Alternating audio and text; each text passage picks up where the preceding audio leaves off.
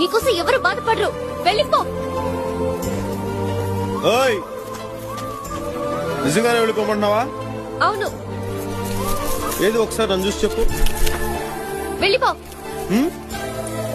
వెళ్ళిపో. నిజంగా వెళ్ళిపో. ముంతాజ్, దీనికి నువ్వే సాక్షి. నా ముందున్న అమ్మాయి నిజంగా నన్ను ప్రేమిస్తున్నట్లయితే నేను 3 లెక్క పెట్టే లోపు పరిగెత్తుకొచ్చి నన్ను కౌగిలించుకోవాలి. 1 2 2.5 2.5 ఒకటోసారి 2.5 రెండోసారి